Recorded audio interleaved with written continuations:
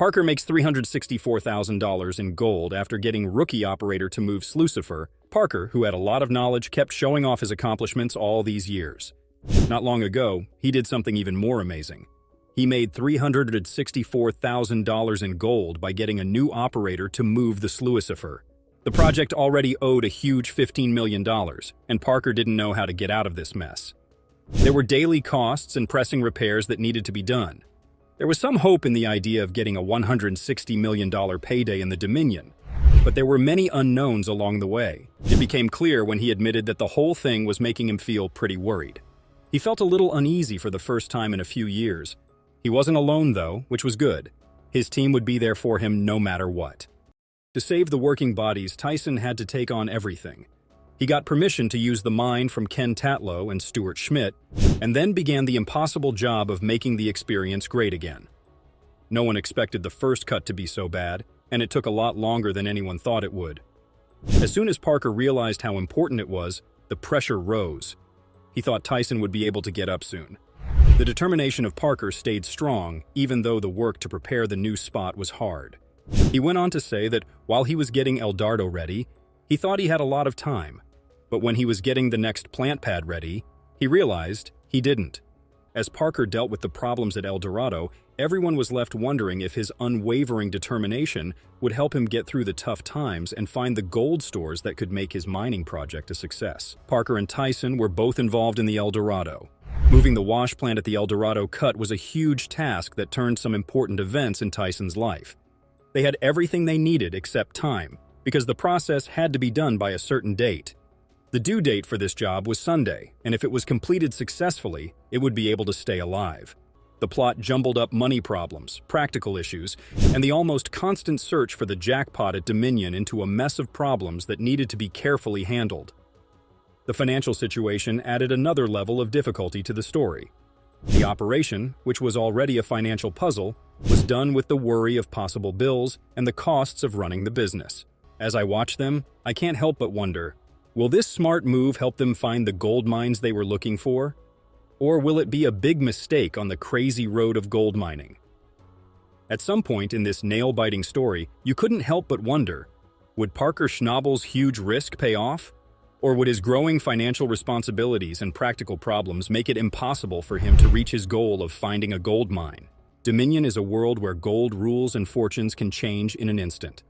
Parker Schnabel found himself in a very bad spot. Now is the time for the dream of the unreachable gold to change.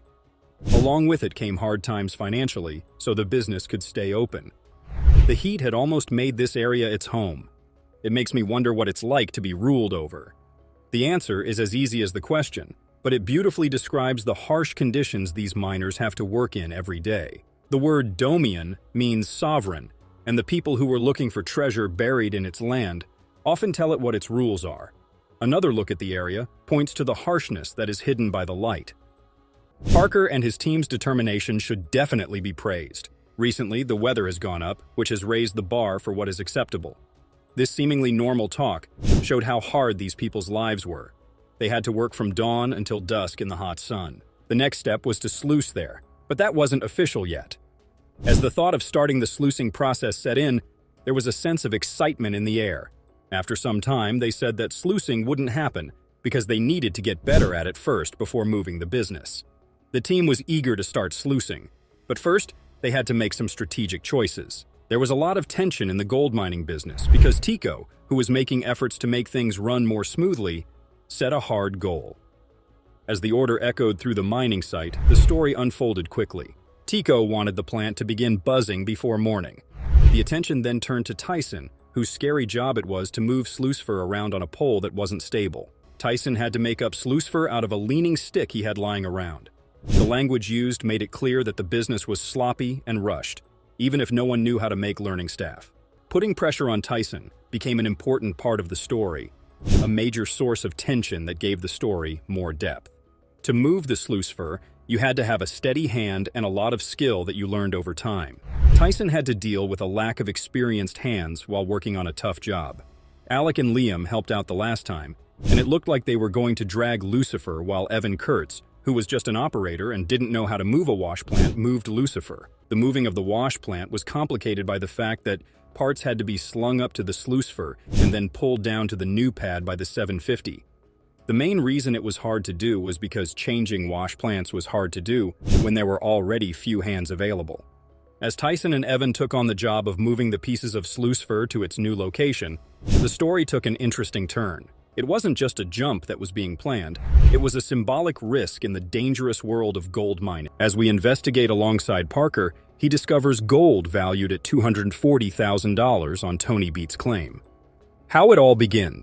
In a brief period of time, Parker Schnabel and his team have never before mined more ground than they do now, following the completion of a deal with Tony Beats. Prior to the conclusion of the season, he must complete the task, and spring is considered the ideal time to set things up. They have resolved to exert maximum effort in the pursuit of completing it prior to the autumn, in the hopes of attaining a favorable result. Although the team harbors skepticism regarding their capacity to complete the project within the allotted timeframe, they maintain an optimistic outlook.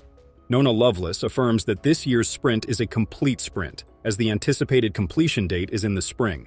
A member of the team, Tatiana Costa, exclaims that the quantity of snowfall they encountered was indescribable, as each surface was blanketed in dense snow that demanded additional exertion to clear. She then transports the frozen overburden to the waste pile in order to make room for additional labor. Following 4 days of operations proceeding as scheduled and equipment functioning flawlessly, the team avidly awaits the verdict of the novel Tony Beats claim, not anticipating any adverse consequences. Following the completion of 4 days of machine operation, the team becomes eagerly anticipating the outcome of the new Tony Beats claim, cognizant of the effort they have invested. As a consequence, the total weight of the gold realized was 137.8, which is approximately $240,000. The group expresses gratitude to Tony Beats and recognizes the possibility of a hectic season. They ponder the difficulties, the readiness of the apparatus, and the promising beginning to the season. Parker concluded by expressing gratitude to the entire team for returning for a second season, for their contributions to the success of the project, for the team's inspection of the used equipment, and for putting in so much effort to ensure the project's success. Gold Rush elevated the profile of the youthful and prosperous gold miner Parker Schnabel to prominence. He was born in Haines, Alaska, on July 22, 1994, into a family with a significant heritage in the gold mining industry. Parker became a member of Gold Rush during its second season at the tender age of 17. Despite his youth, he exhibited remarkable prowess in the field of gold extraction and a diligent work ethic. Parker achieved the distinction of becoming the youngest mining foreman in the history of the Klondike during his time on the program. Since assuming control of the Big Nugget mine from his patriarch, John Schnabel, his mining operations have grown. Parker has confronted a multitude of obstacles, encompassing apparatus failures, severe weather circumstances, and the demands of managing a prosperous mining enterprise. Despite earning millions of dollars annually, he does not retain the entire amount for personal use. He employs a team, and while their precise remuneration remains undisclosed, it is probable that they amass a considerable fortune when they unearth substantial quantities of gold over the course of a season. Parker abandoned his studies in favor of excavating, with the expectation of uncovering not only a hidden treasure but also an entire way of living. A substantial quantity of gold was discovered by Parker Schnabel and his team in the second season of Gold Rush. They obtained 34 ounces worth a total of $55,000. Parker was profoundly affected by this discovery, which motivated him to continue with the program and mining thereafter. Parker Schnabel estimated that the largest fragment of gold he had ever discovered weighed no more than a quarter ounce and was valued at between $400 and $500. He elaborated that it is uncommon to discover gems of that size and that the gold industry has undergone significant transformations since his grandfather began working in it in the 1980s. Parker Schnabel is determined to improve this time around. A depth of approximately 40 feet must be dug by him and his crew in order to discover the gold. But it is expensive. Thousands of dollars must be added to the $15 million that he has already invested in the property. Further, this serves as the initial stage. This season, Parker is confronted with a critical choice that has the potential to alter the course of his mining career. Parker Schnabel aims to surpass his previous record of discovering 5,300 ounces of gold with a value of $9 million.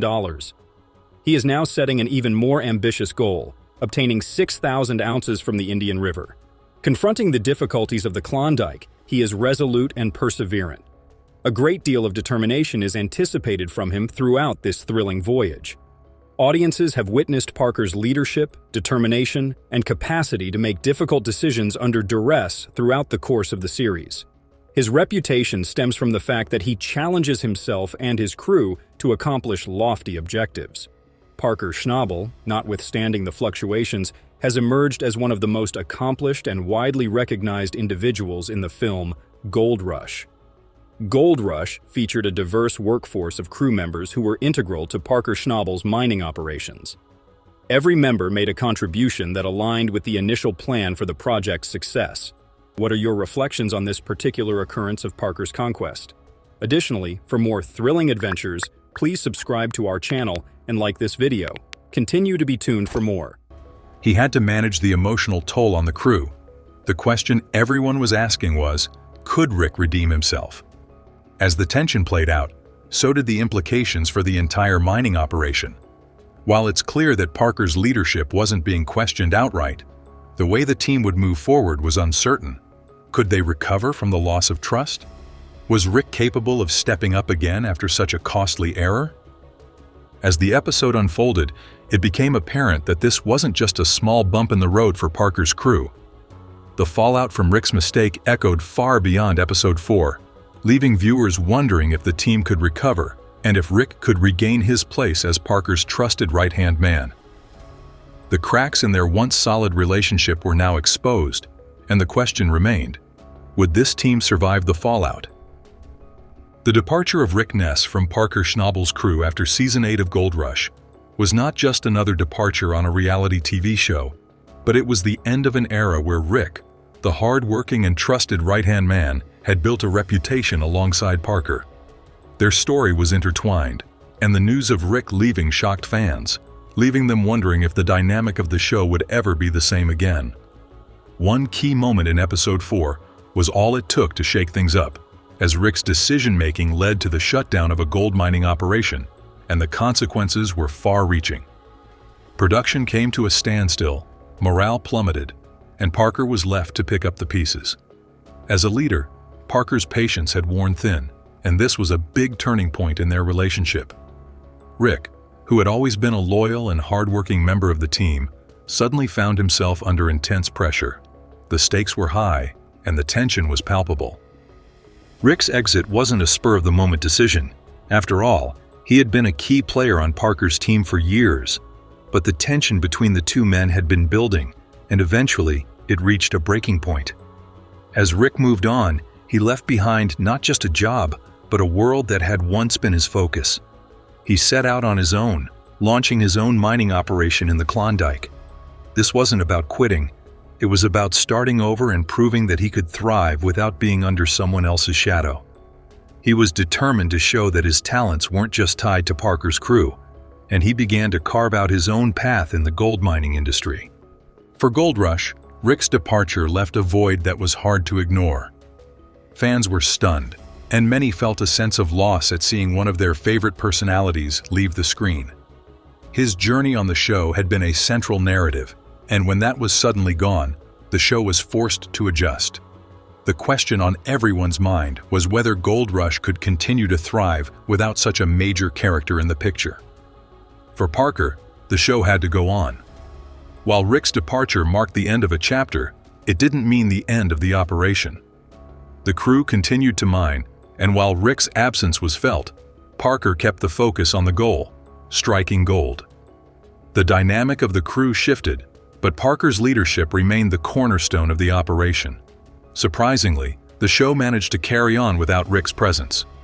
Eventually, Rick's exit marked a turning point not only for Parker and his crew, but for the entire Gold Rush franchise.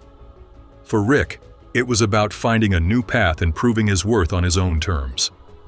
For Parker, it was a lesson in leadership and adaptation.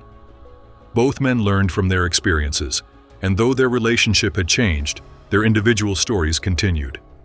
Gold Rush kept rolling, And so did Rick, forging a new future in the unforgiving world of gold mining.